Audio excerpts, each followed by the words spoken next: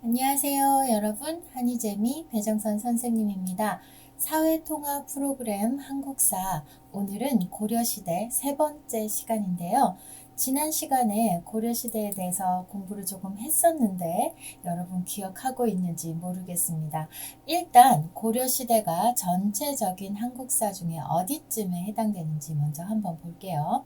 한국사는 선사시대, 구석기 시대, 신석기 시대를 지나서 청동기 시대, 철기 시대로 이어지는데 청동기 시대부터 한국 최초의 국가인 고조선이 만들어지죠. 그리고 고조선 이후에 여러 철기 문명을 바탕으로 해서 여러 나라가 만들어지고 그 나라가 세 개로 크게 묶어지면서 삼국시대가 됩니다. 그리고 삼국시대를 통일한 통일신라 위쪽에는 발해가 있던 시대가 통일신라 시대라고도 불렀었는데 우리 남북국 시대라고 불렀고요. 그 다음 요 마지막쯤에 후삼국 시대가 있고 후삼국 시대가 고려에 의해서 통일이 되죠. 그래서 고려가 두 번째로 통일을 하게 되는데 사실은 실질적인 첫 번째 민족 통일이다 라는 이야기를 했었습니다. 그리고 고려가 망하고 나서 조선이 세워지는데 우리는 그럼 요쯤까지는 다 공부를 했다는 이야기예요. 자, 고려시대 보겠습니다. 고려시대 지난 시간 복습 잠깐 해보겠습니다. 고려의 후삼국 통일은 실질적인 민족 통일이고 다른 나라의 힘을 빌리지 않는 자주 통일이다 라고 말씀을 드렸어요. 자, 발해 유민들을 흡수하게 되고 그리고 신라와 화친을 맺습니다. 신라 마지막 왕이 고려에 신라를 바쳤다 이렇게 말씀을 드렸어요. 그리고 후백제와는 전투를 해서 결국은 고려가 후삼국을 통일하게 되는데요. 신라의 삼국 통일과 비교해서 신라는 당나라의 힘을 빌렸죠. 근데 고려는 그렇게 하지 않았다. 다른 나라의 힘을 빌리지 않았다. 그래서 실질적인 민족의 통일을 이루었다라고 말할 수 있다라고 했습니다. 그리고 고려 초기 왕들의 업적 한번 보겠습니다. 지방 호족 세력을 우대하고 또 견제하고 왕권을 안정시키는 것에 굉장히 신경을 썼던 사람, 그리고 후삼국의 사람과 발해 유민을 수용해서 민족 통합을 이루었던 왕은 고려 태조 왕건이죠. 그 다음 광종도 왕권을 강화하기 위해서 굉장히 노력을 했다 했는데 왕권을 강화하기 위한 구체적인 정책 두 개가 있었죠. 일반 백성을 노비로 신분 회복시켜주는 게 뭐였어요? 노비 안건법. 그리고 중앙 관리들이 너무 힘이 세지는 것을 막기 위해서 시험을 쳤어요. 뭐죠? 과거제도. 그 다음에 시무 28조라는 이렇게 나라를 다스리세요 라고 말했던 사람 있었죠. 그 사람이 어떤 원리에 의해서 유교의 원리에 의해서 나라를 다스려야 된다. 그걸 받아들여서 나라의 법을 만든 왕 누굽니까? 네, 성종이고 유교 정치 최승로의 시무 28조를 받아들였습니다. 자, 요렇게 기억을 하시고요. 그 다음에 오늘은 고려의 문벌 귀족, 고려의 신분제도에 대해서 한번 알아보도록 하겠습니다. 신라시대도 삼국시대도 신분제 사회였어요. 그래서 신분에 따라서 할 수 있는 일이 정해져 있고 특히 신라는 골품제라는 신분제도가 있어서 굉장히 엄격하게 지켜졌다라고 했는데요. 고려는 어떤가요? 한번 보겠습니다. 세습이 원칙이던 고려의 신분. 세습은 뭐예요? 물려준다는 얘기예요. 세대가 이어짐에 따라서 신분도 같이 물려준다. 그게 원칙이에요. 보면은 귀족, 중류층, 양인, 그리고 맨 마지막 신분이 있는데요. 여기가 천민이죠. 굉장히 낮은, 가장 낮은 계층입니다. 하지만 숫자는 제일 많죠. 가장 낮은 계층에 속하는 직업 보시면은요. 화척, 제인, 노비라고 나와 있습니다. 이 천민들은 주인들의 소유물, 물건으로 인정을 했기 때문에 선물을 할 수도 있고 막 그랬어요. 그리고 매매, 팔기도 했습니다. 팔고 사고 할 수도 있었어요. 지금 생각하면 말도 안 되는 일이잖아요. 그쵸? 사람을 어떻게 사고 팔아요? 근데 그 당시에는 이 가장 낮은 계층인 천민은 재산이라고 생각을 했기 때문에 물건처럼 사고 팔고 할 수도 있었습니다. 제가 이런 한국사 수업을 할 때마다 느끼는 건데 요즘 태어난 게 진짜 다행인 것 같아요. 그죠? 자, 그 다음 천민보다 조금 위 이쪽의 신부는 양인이라고 해서 대부분의 백성이 이 양인에 속했습니다. 양인들은 농민이라고도 하고요. 농업 등에 종사하여 생산을 담당하죠. 농사를 짓고 그리고 나라에 세금도 내고 나라에서 일하러 오세요 하면 일도 하러 가고 그런 세금과 부역을 담당하는 계급이었습니다. 그런 신분이었습니다. 과거 응시가 가능했다. 응시가 가능했지만 누가 어떻게 그렇게 공부를 하고 있겠어요. 할 일이 이렇게 많은데 그냥 가능은 했지만 실제로 양인이 과거를 치는 사람들은 거의 없지 않았을까 생각합니다. 그 다음 천민보다 적고 양민보다도 적고 귀족보다는 많은 요쪽 뭐라고 부를까요? 중류층이라고 부르는데 말단 지배층, 말단은 마지막이라는 뜻이에요. 그래서 말단 지배층 하면은 지배층 중에서 제일 마지막이다. 이렇게 생각하면 됩니다. 말단 지배층은 어떤 사람들? 궁궐에서 실무, 진짜 일하는 사람들 있죠. 이렇게 해라 지시하는 사람 말고 이렇게 해라 하면 네 하는 사람들. 그 사람들은 궁궐의 실무를 담당하는 관리들 그리고 지방 행정을 도와주는 향리. 지방에 이제 만약에 부산이면 부산을 다스리는 사람, 부산의 해운대, 부산의 동네 이런 곳을 다스리는 사람이 가면 그 사람 밑에서 도와주는 사람들 있잖아요. 그런 사람들을 지방 행정을 도와주는 향리라고 합니다. 이 향리들도 중류층에 속했어요. 그리고 하급 장교. 이 세 명이 아니고 이 세 그룹이 중류층을 이루는 사람들이었습니다. 말단 지배층이라고 해서 이 양인은 아니니까요. 중류층도 세금을 내지는 않았습니다. 자, 그 다음에 볼게요. 귀족들, 중류층, 양인, 천민으로 나눠져서 이 각각의 할 수 있는 역할과 권리들이 다 따로 있었다는 얘기죠. 귀족 한번 보면은요. 완전 지배층이죠. 지배층이고 왕족이나 문, 무 관리들, 문반, 무반 이 반이 두 개다고 해서 양반이라고 하는데요. 무는 보통 글 쓰는 요즘으로 말하면 사무직, 무반은 이렇게 군인이죠. 싸우는 사람들. 그러니까 여기서는 뭐 군인들, 군대 정도. 그래서 이 문반과 무반 두 개라고 해서 양반이라고 하는데 이 사람들이 지배층입니다. 귀족들이죠. 높은 벼슬도 높았고 많은 토지, 땅을 가지고 있었어요. 그리고 5품 이상 귀족은 음서라고 해서 벼슬을 내려받고 벼슬을 이어서 받고 그리고 나라에서 주는 땅도 받을 수 있었습니다.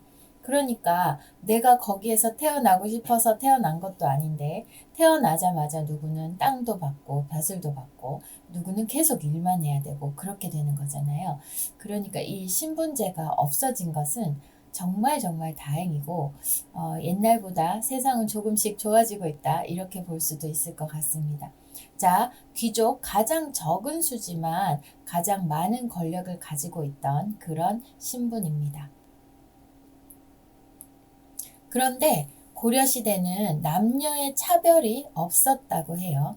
남녀를 크게 차별하지 않았어요. 그러니까 각 신분에 대해서 남자, 여자에 대한 차별은 없었다는 얘기입니다. 귀족들끼리, 양인들끼리, 천민들끼리, 중산층, 중류층끼리 그 안에서 남자라서 여자라서 이런 거는 없었다는 얘기. 결혼 후에 남편이 부인의 집에 들어가 살기도 했고요. 그리고 이걸 처가살이라고 합니다. 처의 집에 산다. 처가살이. 그리고 딸도 아들과 똑같이 재산을 상속받을 수 있었습니다. 그리고 아들과 딸이 번갈아서 제사를 지내기도 했어요. 그러니까 이 남녀 차별이 없던 고려 시대에서 남녀 차별이 생긴 것은 유교 문화가 들어오고 나서예요. 초기에는 남녀 차별이 없었습니다. 선생님은 고려시대 공부할 때마다 이게 계속 이어졌으면 얼마나 좋았을까 생각을 많이 해요. 자, 남녀의 차별이 없었던 고려시대 조금 더 볼게요. 자, 귀족, 중류층, 양인, 천민 이렇게 나눠지는데 고려시대 여성의 삶을 한번 보면은 남녀의 차별이 없었고 그리고 결혼하면 남자가 처가에서 살기도 합니다. 그걸 처가살이라고 했죠. 그리고 상속을 받을 때는 아들, 딸 똑같은 권리를 가졌고요. 그리고 아들과 딸이 번갈아 제사를 지낼 정도로 남자와 여자가 똑같은 대우를 받았고 똑같은 권리와 똑같은 의무를 가지고 있었다는 것을 알 수 있습니다. 그런데 그 중에서 이 신분제 사회 중에서 귀족 한번 볼게요. 귀족 중에서도 문벌 귀족이라는 게 있는데 이 사람들은 권력과 부, 돈이죠, 돈. 재산을 부자라고 할 때 그 부입니다. 권력과 부를 독점할 수 있었어요. 자, 일단 과거제로 높은 벼슬에 올라가면 왕실과 혼인을 하게 되고 또 왕실과 혼인을 하게 되니까 정말 중요한 관직에 앉을 수 있겠죠. 중요한 자리에 앉을 수가 있겠죠. 그러다 보면 이 사람들이 계속 높은 자리를 유지하게 되는 거예요. 그러다 보면 문벌 귀족이 생기게 됩니다. 아주 높은 집안하고 또 높은 집안하고 결혼을 해가지고 더 높은 집안이 되어버리는 거죠. 그렇게 문벌 귀족, 권력도 부도 독점, 내가 다 가질 거야 하는 게 독점이잖아요. 권력과 부를 독점한 문벌 귀족이 생기게 됩니다. 한번 자세히 볼게요. 문벌 귀족 중에서는 어떤 집안이 있는데요. 경원 이씨의 왕실과 혼인 계보도 보겠습니다. 경원 이씨라는 문벌 귀족이 대표적으로 고려시대의 권력과 부를 독점한 집안입니다. 일단 할아버지 이자연의 딸과 문종이 결혼을 해요. 근데 문종은 이자연의 딸이 3명이에요. 3명하고 문종이 결혼을 하고요. 그리고 아버지 이자영은 순종, 선종 뭐 이런 식으로 해서 계속 왕실과 결혼을 시킵니다. 자기의 딸을.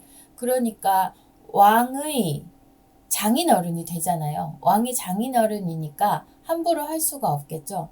그리고 헌종, 숙종 넘어가서 예종 때부터 또 이자겸의 둘째 딸, 인종은 이자겸의 셋째 딸, 넷째 딸을 다 왕과 결혼을 시킵니다. 요렇게 하다 보니까 어때요? 이 이자겸 때 경원 이씨의 권력이 하늘을 찌르는 겁니다. 이 사람들이 바로 이모와 인종이 결혼을 하게 되는 셈인 거죠. 둘째 딸, 셋째 딸, 넷째 딸이니까 이모와 결혼을 한 인종이 돼버립니다. 그리고 이 권력과 부를 독점한 문벌 귀족이 생기게 되는데 이 문벌 귀족들은 아주 중요한 관직을 차지하고 국가로부터 많은 토지, 땅도 받습니다. 벼슬이 높으니까요. 공음전 땅 받는다고 했죠. 자신의 권력을 이용하여 자식에게 지위를 물려줍니다. 음서제도죠. 그 힘을 더 크게 만들었어요. 크고 화려한 집에서 생활했고 시, 그림, 음악을 즐기는 등 귀족들만의 문화생활을 즐겼습니다. 그리고 백성들의 토지를 빼앗았어요. 안 그래도 자기들은 토지가 있으면서 백성들의 토지를 또 빼앗은 거예요. 그래서 점점점 부자가 되고 그리고 점점점 힘이 많아지죠. 권력과 부를 독점하게 되는 문벌 귀족이 생기게 됩니다. 사실 고려가 처음에 굉장히 무서워했던 것이 지방 호족이잖아요. 왜냐하면 신라가 지방 호족들 때문에 무너졌죠. 지방 호족들이 후백제 후고구려를 만들고 하면서 지방에 있는 이 권력층들을 내가 견제해야겠다 생각을 해서 그 지방 호족을 견제하기 위해서 그 호족들의 자녀들과 결혼도 하고 호족들을 중앙 궁궐로 데리고 오고 막 이런 정책들을 폈는데 그러다 보니까 너무 힘이 세지는 집안이 생겨버린 거죠. 그쵸? 문벌 귀족이 생겨버리게 됩니다. 그러다 보니 이 문벌 귀족이잖아요. 문무 양반이었는데 문신에 비해서 무신들은 조금 무시당했다고 해요. 차별받았다고 합니다. 자, 문신에 비해 차별받던 무신 요거 간단히 한번 볼게요. 문신 세력들은 귀족 세력이고 권력이 점점 세졌어요. 권력이 높았어요. 그런데 무신 세력은 낮은 대우를 받았어요. 그러니까 우리도 똑같이 양반인데 왜 우리는 이렇게 무시당해야 돼? 하고 반발이 생기게 됩니다. 이렇게 하면서 무신 정변이 일어나는데요. 무신들이 군사로 쿠데타를 일으키는 거죠. 자, 이 정변을 일으키게 됩니다. 그래서 1170년에 무신 정변이 일어나는데 약 100년 동안 이어집니다. 이 무신들의 횡포에 의해서 신분제도가 혼란을 가져오게 되는데요. 요 무신 정변, 무신 시대에 대해서는 다음 시간에 조금 더 자세하게 다루도록 하겠습니다. 지금까지 고려의 신분제도와 고려의 문벌 귀족에 대해서 알아봤는데요. 여러분 이 이야기 속에 나오는 선생님 수업에 나오는 사람 이름도 다 외워야 되나요? 라고 질문을 하는 친구가 있었는데 정말 진짜 중요한 사람의 이름만 선생님이 수업 시간에 이야기하는 거기 때문에 이름도 같이 알아둬야 합니다. 자, 여러분 오늘 그러면 여기까지 할게요. 수고 많았습니다. 다음 시간에 만나요. 안녕. 더 많은 한이재미 영상 보고 싶으면 구독 눌러주시고 한이재미 소식 놓치고 싶지 않다면 알림 설정, 이번 영상이 도움이 됐다면 좋아요까지 꾹꾹 눌러주세요. 안녕.